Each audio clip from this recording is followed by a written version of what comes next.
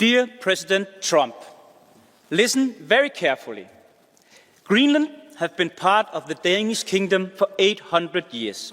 It's an integrated part of our country. It is not for sale.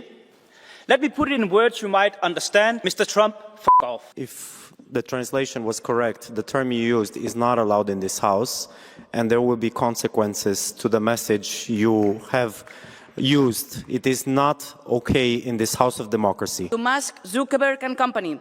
In Europe, we have a market of millions of users that provide money to your companies. Yes, but we also love protecting our citizens and democracies by making laws. If you don't like it, you can always leave and take it or leave it. You can always take your Nazi salutes and your masculine energy and go back home. Viva Europa, hoy más que nunca. Muchas gracias. As Canada faces mounting trade pressure from the United States, a grassroots movement is transforming grocery store aisles across the nation. What began as a simple online petition has exploded into a nationwide campaign, with over 20,000 Canadians demanding clear Product of Canada labels in their local supermarkets. This isn't just about stickers on packages. It's about Canadians fighting back with their shopping carts. Neil Chauhan, a former Shopify marketer from Toronto, sparked this consumer rebellion with a petition that's catching fire across social media. With Donald Trump imposing a trade war upon Canada, it's more important than ever to support our local farmers, producers, and artisans. Chauhan explains, his words resonating with shoppers from coast to coast. But this movement goes beyond mere product labels. As U.S. tariffs loom on the horizon, threatening to slam Canadian goods with a staggering 25% tax, ordinary citizens are turning their grocery lists into weapons of economic defense. Before we dive deeper into this emerging consumer uprising, don't forget to subscribe to stay updated on this developing story. We are quickly closing in on February 1st, which is when U.S. President Donald Trump has said he could impose 25% tariffs on Canadian goods. And that has some shoppers here thinking twice about what they buy at the grocery store and which brands they are supporting. CTV's Kimberly Johnson joins us now on this. Kimberly. Patricia, many shoppers I spoke to today say that they are thinking more and more about what they are putting in their cart, putting a renewed focus on Canadian-made goods. But one expert says it can be a bit more complicated than that because of how closely our two countries often work together to get things into your fridge. The impact of this labeling revolution is already visible in grocery stores nationwide. Supermarket managers report a surge in customers scrutinizing product origins, with many spending extra time reading labels and asking staff about Canadian alternatives. This would be a quick and easy way for shoppers to identify and purchase any goods produced, manufactured, and packaged in Canada, explains Susan Blight, a Milton resident who's joined the movement. But beyond the aisles, a deeper transformation is taking place. Social media platforms have become battlegrounds for consumer advocacy, with Canadians sharing detailed lists of domestic alternatives to popular U.S. products. Change.org reports multiple independent petitions emerging across the country, highlighting a growing desire among Canadians to support local producers. Sarah Dixon, a Change.org Canada representative, notes the significance of this trend. People across the country are independently starting similar petitions, showing us that Canadians want to buy local, but are finding it somewhat challenging. This groundswell of support isn't just about patriotic shopping. It's about Canadians taking concrete action in response to what many view as economic intimidation. Picking out her canned tomatoes, Peggy Chambers made sure that she was checking the labels and buying Canadian. I approached it cautiously because I am very aware of what's happening politically. Buying as many Canadian products as she can is more important than ever for her because of the threats made by U.S. President Donald Trump that he'll impose a 25% tariff on Canadian-made goods starting February 1st. Chambers wants to make her voice heard in the grocery aisle. Looking at things, whether it's made in Canada, as long as it's not made in the States, you think you're safe. The strength of this consumer movement becomes clear in the passionate responses from everyday Canadians. Alan Berry from Fergus calls the labeling initiative critical in the context of the current American menace, while local grocery stores report significant changes in shopping patterns. Customers are spending more time examining products, often passing over familiar American brands in favor of Canadian alternatives. What makes this movement particularly powerful is its grassroots nature. Unlike government-mandated initiatives, this push for clearer Canadian product labeling comes directly from consumers. The petition outlines 3 key benefits: supporting local economics, environmental sustainability through reduced transportation distances, and enhanced consumer choice. But economic experts warn that the situation is more complex than it appears. With integrated North American supply chains, many products branded as American actually support Canadian jobs and farmers. The proposed 25% tariff on Canadian goods, set to take effect February 1st, 2025, threatens to disrupt these established economic relationships. This isn't just about where products are made, explains a leading Canadian economist. It's about understanding the intricate web of trade relationships that support jobs on both sides of the border.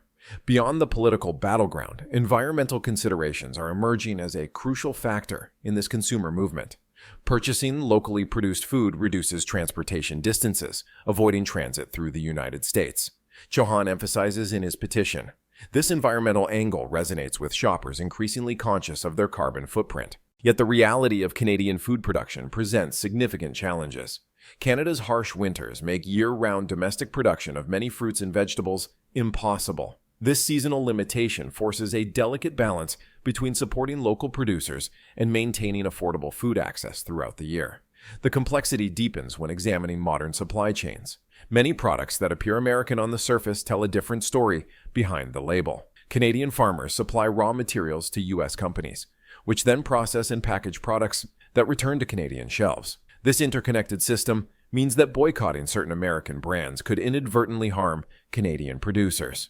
We need to think beyond the label, cautions a prominent food supply chain analyst. When you boycott an American brand, you might actually be cutting off income for Canadian farmers who supply that company. It's not as simple as choosing between Canadian and American products. A long shopping list is being shared widely online, naming popular grocery items, some made in the U.S., against other Canadian-made options. Things like soft drinks, condiments, snack foods like potato chips, telling consumers to look for homegrown brands. It's not known who started the list. Food analysts say a list like this can be a helpful place to start, but some American companies use Canadian farmers and distributors. The Canadian government finds itself walking a delicate diplomatic tightrope. While supporting consumer choice and local production, officials must carefully consider the broader implications of an escalating trade dispute. The proposed retaliatory measures could affect billions in cross-border trade, with ripple effects touching everything from manufacturing to agriculture. We would, unfortunately and reluctantly, have to retaliate against tariffs applied to our businesses, explains a senior government official. Then we would go to the grassroots American economic interests that are on our side. This strategy targets key U.S. sectors, particularly in states heavily dependent on Canadian energy and resources. The energy sector emerges as a powerful bargaining chip. Canadian electricity powers homes across several U.S. states, while Canadian oil flows south through an intricate network of pipelines. We would go to the U.S. states that buy our electricity, the official notes, highlighting the interconnected nature of North American energy markets. Yet economic experts warn that wielding this energy leverage could backfire. Both Canada and the United States will be losers, cautions a leading economist, but the U.S. will lose more in terms of economic output. This creates significant problems for economic uncertainty. The effects of this trade dispute are already rippling through Canadian households. In grocery stores across the nation, a quiet revolution is taking place, as shoppers like Peggy Chambers carefully examine every label. I approached it cautiously because I am very aware of what's happening politically, she explains, inspecting a can of tomatoes for its country of origin. This heightened consumer awareness is reshaping retail strategies. Major supermarket chains are responding to the surge in demand for Canadian products by reorganizing their shelves and updating their inventory systems. Some stores report a 30% increase in requests for Canadian-made alternatives to common American brands. The digital landscape is evolving alongside these physical changes. Online shopping platforms are adding new search filters for Canadian-made products, while social media groups share regularly updated lists of domestic alternatives to popular U.S. brands.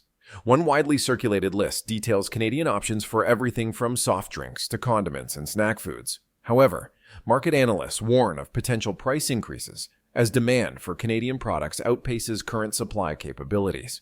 This shift in consumer behavior could lead to short-term price volatility as manufacturers adapt their production capacity, explains a retail sector economist. But some American companies use Canadian farmers and distributors, so it can be complicated. If you see the brand itself as being your main point to make a decision. You may be deciding that you're boycotting Canadian farmers, Canadian distributors, Canadian processors. But if you want to build a menu, there are clearer options, he says, when it comes to certain clearly Canadian food categories, dairy and meat, and some in-season produce. A boycott like this is actually an interesting phenomena because it gets people to start thinking about where their products are coming from. So that's a gain in itself, in my view. And while it can be a more complex process, Peggy Chambers says it's worth it for her. As Canadians, you feel helpless at what you do, but you try your best. Another tip, Charlebois says, if you're finding it tough to get Canadian fresh fruits and vegetables in our cold weather, try the frozen section because there you can often find items that were at least packaged in Canada. Patricia? All right, CTV's Kimberly Johnson live for us. The ripple effects of this consumer movement extend far beyond retail shelves, forcing Canadian businesses to rapidly adapt their strategies. Local manufacturers are scrambling to increase production capacity, while distributors work overtime to establish new domestic supply chains. This transformation, however, comes with significant challenges and opportunities. For some Canadian businesses, the trade tensions represent an unprecedented opportunity for growth. We've seen a 40% increase in inquiries from retailers looking to source Canadian-made alternatives, reveals a representative from the Canadian Manufacturers Association. Small and medium-sized enterprises are particularly well-positioned to fill gaps in the market as consumers shift away from American products. Yet not all Canadian businesses stand to benefit. Those deeply integrated into U.S. supply chains face difficult decisions. Consider the case of Ontario-based food processor Maritime Foods, which sources 60% of its raw materials from U.S. suppliers. Restructuring our supply chain isn't something we can do overnight, explains CEO Sarah Thompson. It requires significant investment and time to develop relationships with new Canadian suppliers.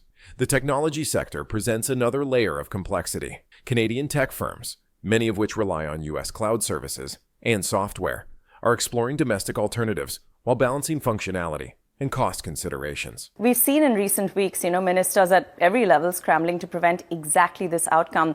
What should their response be now? Do you support the idea of retaliatory tariffs? Yeah, I think the U.S. was hoping that they would not get a retaliation. They want to avoid a trade war. Additional revenues would come in that with respect to the import taxes, the tariffs, and that they may see some reshoring with respect to manufacturing over the years. So this generally they see a positive benefit. It's a bigger than neighbors sort of policy. I think with a retaliatory response, I think this changes the dynamics completely. This means that overall, both, unfortunately, Canada and the United States will be losers, but the U.S. will lose more in terms of economic output. And this is also a significant problem for economic uncertainty, which will affect investment in both countries and in the world, quite frankly. The Canada-U.S. trade dispute is sending shockwaves through international markets, with global trading partners watching closely as North America's traditionally strong economic partnership faces unprecedented strain. The implications extend far beyond the continent's borders, potentially reshaping global trade patterns and diplomatic relationships. European leaders have taken particular interest in Canada's response to U.S. trade pressure. As one European Union official pointedly declared, "We have a market of millions of users that provide money to your companies. Yes, but we also love protecting our citizens and democracies by making laws." This solidarity with Canada's position signals a broader shift in international trade dynamics. The dispute has prompted other nations to reassess their own trade dependencies. Mexico, watching the situation unfold from its unique position as the third USMCA partner, has begun exploring ways to diversify its own trade relationships. This generally would have, they see a positive benefit. It's a bigger than neighbors sort of policy, explains an international trade expert, noting how the dispute's ripple effects are encouraging countries to reduce their reliance on single trading partners. Meanwhile, Canadian diplomatic efforts have intensified to strengthen trade ties with other nations, particularly in Asia and Europe. As the trade dispute intensifies, Canada's economic strategists are accelerating plans to reduce the country's dependence on U.S. markets. The traditionally strong north-south trade corridors are being complemented by emerging east-west connections, fundamentally reshaping Canada's economic geography. Economic uncertainty affects investment in both countries and in the world, quite frankly. explains Dr. Marie Laurent, a senior economist at the Canadian Centre for Policy Alternatives. She points to emerging opportunities in domestic manufacturing and technology sectors that could help Canada build greater economic resilience. We're seeing a renaissance in Canadian manufacturing, particularly in areas where we've historically relied heavily on U.S. imports. This shift is already visible in investment patterns. Canadian venture capital firms report a 35% increase in funding for domestic manufacturing startups over the past 6 months. These investments focus particularly on companies developing advanced manufacturing capabilities and sustainable production methods. The agricultural sector is witnessing perhaps the most dramatic transformation. We're investing heavily in greenhouse technology and vertical farming, reveals James McKenzie, director of the Canadian Agricultural Innovation Network. These investments could help reduce our dependence on imported produce, even during winter months. The trade tensions are catalyzing a technological revolution in Canadian industry, with innovations emerging across multiple sectors. Smart manufacturing facilities, equipped with artificial intelligence and robotics, are springing up across the country as businesses seek to strengthen domestic production capabilities. We're not just replacing imports, we're reimagining how Canadian manufacturing can work in the 21st century, explains Dr. Sarah Chen, director of the Advanced Manufacturing Institute in Waterloo. Her facility has seen a surge in partnerships with Canadian companies looking to automate and modernize their production lines, reducing reliance on international supply chains. The agriculture sector is embracing particularly innovative solutions to address Canada's climate challenges. Advanced greenhouse technologies, utilizing AI-controlled environments and vertical farming techniques, are extending growing seasons and expanding the range of crops that can be produced domestically. One such facility in Manitoba has successfully grown tropical fruits year-round, challenging traditional assumptions about Canadian agricultural limitations. If elected as Prime Minister down the line, whenever that election is, what would your strategy be to work with President Trump? Well, first and foremost, we would unfortunately and reluctantly have to retaliate against tariffs applied to our businesses. And then we would go to the grassroots American economic interests that are on our side.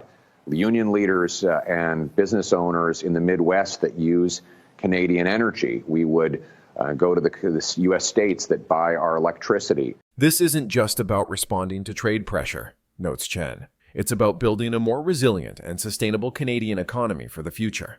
These technological adaptations are creating new job opportunities, with a projected 50,000 positions in advanced manufacturing expected to open over the next 5 years. As Canada navigates this unprecedented period of trade tension, the ripple effects continue to reshape the nation's economic landscape in profound and unexpected ways. What began as a consumer movement for clearer product labeling has evolved into a comprehensive transformation of Canadian industry, technology, and consumer behavior. The implications extend far beyond the immediate trade dispute. This moment is forcing us to confront long-standing assumptions about our economic relationship with the United States, reflects Dr. Laurent. In doing so, we're discovering opportunities for innovation and growth that might have remained unexplored in more stable times. Yet challenges remain. The integration of North American economies runs deep, with complex supply chains that can't be untangled overnight. As one trade analyst notes, the goal isn't to separate our economies completely. It's to build resilience while maintaining beneficial partnerships.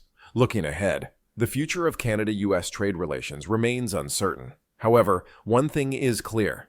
The changes sparked by this period, from technological innovation to consumer awareness, will have lasting effects on Canada's economic future. As Neil Chauhan, who started the labeling petition, observes, this isn't just about surviving a trade war. It's about building a stronger, more independent Canadian economy for generations to come.